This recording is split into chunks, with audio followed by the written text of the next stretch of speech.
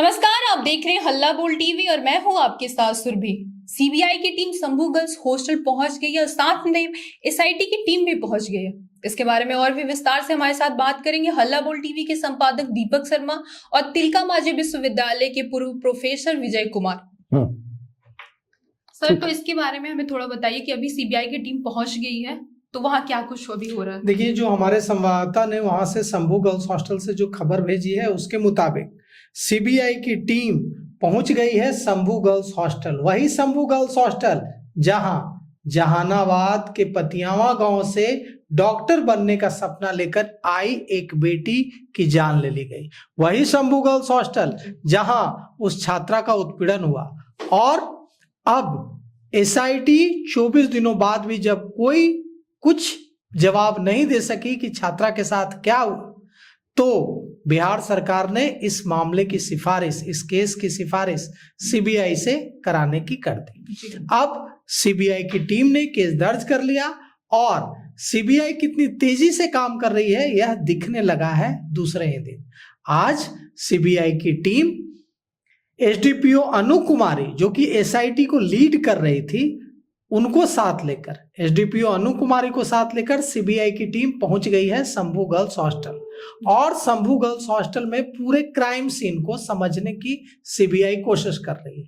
कहां से एंट्री हुई, कहां से एग्जिट, कैसे छात्रा आई होगी, कैसे निकाला गया होगा, एक एक बात समझने की कोशिश सीबीआई कर रही है। एग्जिट भी देख रहा है, एंट्री गेट भी देख रहे हैं, कमरे में भी गई सीबीआई की टीम जहां छात्रा रहती थी। सीसीटीवी फुटेज के आधार पर सीबीआई की टीम को एसआईटी ब्रीफ भी कर रही है और सीबीआई देख रही है कि कैसे छात्रा आई थी, ऑटो से कहाँ उतरी थी, हॉस्टल के अंदर कब गई थी, कब तबीयत बिगड़ी, कैसे निकाला गया, हर पहलू की जांच सीबीआई कर रही है। सीबीआई की टीम को क्राइम सीन के लिहाज से यह जानना जरूरी भी है। खबर यह है कि अब सीबीआई की टीम जाएगी जहानाबाद के पतियावा गांव और सीबीआई ने जिस अधिकारी को चुना है इस केस की जांच के लिए, वो बेहद तेज तर्रार ऑफिसर माने जाते हैं। उनका नाम है एएसपी पवन कुमार श्रीवास्तव। कहा जाता है कि पवन कुमार श्रीवास्तव को जादू आता है और वे जब अपना जादू चलाते हैं तो दीवारें बोलने लगती हैं क्राइम सीन की। तो अब सीबीआई के सामने एक बड़ा सवाल है। पूरा बिहार सीबीआई की तरफ उम्मीद से देख रहा है, पूरे बिहार की बेटियां सीबीआई की तरफ उम्मीद से देख रही हैं कि क्या बिहार और बिहार की बेटियों को यह पता चल पाएगा कि वो जो छात्रा डॉक्टर बनने का सपना लेकर जहानाबाद से पटना आई थी उसके साथ हुआ क्या था। अगर उसके अंडरगारमेंट पर स्पर्म सीमेन मिला है तो किसका था, अगर उसका उत्पीड़न हुआ है, उसके साथ दरिंदगी हुई है तो किसने की, अगर उसकी जान ली गई है तो किसने जान ली। इन सवालों का जवाब अब एसआईटी तो नहीं दे पाई, इन सवालों का जवाब चित्रगुप्त नगर थाने की पुलिस तो नहीं दे पाई, लेकिन इन सवालों का जवाब अब सीबीआई को देना है। आपसे सवाल था कि अब इस मामले में सीबीआई की एंट्री हो चुकी है, सीबीआई आगे, तो क्या लगता है पीड़िता को, पीड़िता के परिवार को न्याय मिल पाएगा? क्योंकि बिहार में जिस तरह से कानून अपराध बढ़ रहा है, आए दिन लड़कियां, अभी भी छत पे एक लड़की गिर गई थी लेकिन उसमें भी पुलिस कुछ खास एक्शन नहीं लिया। इस पे आप क्या कहेंगे? देखिए, तो पहले आपको और आपके दर्शकों को धन्यवाद हमारी तरफ से कि आपने इस अवसर के लिए मुझे बुलाया। जहां तक सीबीआई से जुड़ा प्रश्न है, तो देश में जो कुछ एजेंसियां अपराध को लेकर सक्रियता बनाती हैं सरकारी फैसलों के अनुसार, उसमें सीबीआई का स्थान पहले नंबर पर माना जाता है। और ये भरोसा किया जाता है कि आमतौर पर सीबीआई की जांच और न्यायिक जांच, इस तरह के जांच जो होते हैं वो न्यायपूर्ण होते हैं, तर्कपूर्ण होते हैं, तथ्यपूर्ण होते हैं और उसमें से सच को सामने लाया जाता है। मैं नहीं जानता हूं कि सीबीआई ने कितने केस हाथ में लिए, उसके क्या परिणाम निकले, लेकिन बिहार के 13 करोड़ जनता ये आशा करती है कि अगर मामला सीबीआई के हाथ गया तो दूध का दूध और पानी का पानी होगा। तो इस तरह से अगर आप हमसे भी पूछेंगे तो मैं भी आशान्वित हूं कि हमारी बेटी को न्याय मिले। और जहां तक सवाल है कि न्याय में बाधक कौन कौन लोग हो सकते हैं, इस तरह के सवाल खड़े होते हैं।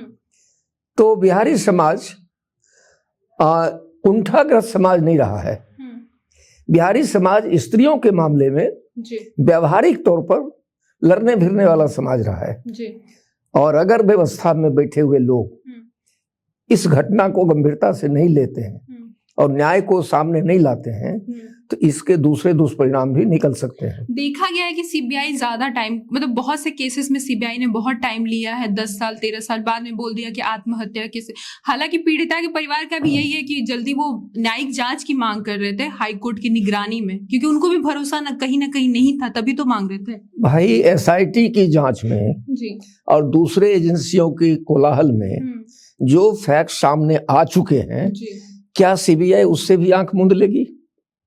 फैक्ट्स तो आ चुके हैं कि उसके साथ बलात्कार हुआ है, जी तो किसने किया है बलात्कार, ये सवाल है। तो इस सवाल का जवाब तो ढूंढना ही पड़ेगा प्रशासन को भी, सरकार को भी, सीबीआई को भी, एसआईटी को भी जी और पुलिस को भी। तो इसलिए जहां तक सवाल है कि बहुत सारे मुकदमे आते हैं वो खत्म हो जाते हैं या कह दिया जाता है कि इसमें कोई भूमिका नहीं बन पा रही है, तो इस तरह के खतरे तो बने रहते हैं। जी लेकिन इस केस में जो दिख रहा है, जितनी सजगता अभी है इस केस को लेकर, राजनीतिक क्षेत्र में भी और सामाजिक जीवन में भी चर्चा चौक चौराहे पर बात चल रही है जी, और बहुत खुलकर बात चल रही है। बहुत खुल के विपक्ष भी कर रहे हैं। पप्पू यादव ने भी कई मंत्री के बेटे बोले कि कई मंत्री के बेटे भी शामिल हैं। विधानसभा में भी देखा गया कि बहुत सारे बयान आ रहे हैं इसको लेके। देखिए, अब कौन किसका बेटा शामिल है मैं इस बहस में नहीं हूँ। मैं एक शिक्षक के नाते ये महसूस करता हूँ कि राजनीतिक दलों के दामन साफ नहीं है। जी बिहार में इस तरह की घटनाएं लगातार होती रही हैं राजनीतिक गलियारे में।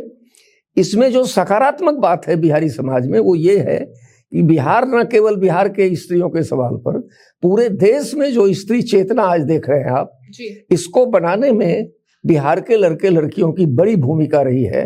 और उसका जो 2 पिलर पॉइंट रहा है, एक तो आजादी के दौरान गांधी जी के सत्याग्रह का दौर और दूसरा जेपी का 1974 का आंदोलन।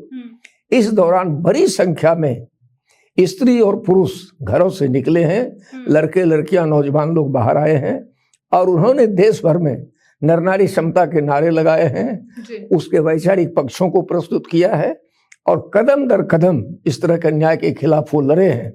तो बिहारी समाज चुप नहीं बैठेगा, उसका दबाव सीबीआई भी महसूस करेगी। इसलिए सीबीआई लुका छिपी का काम नहीं करेगी, आशा करनी चाहिए। और अगर ऐसा कुछ करती है तो सीबीआई स्वयं अपनी विश्वसनीयता को खोएगा।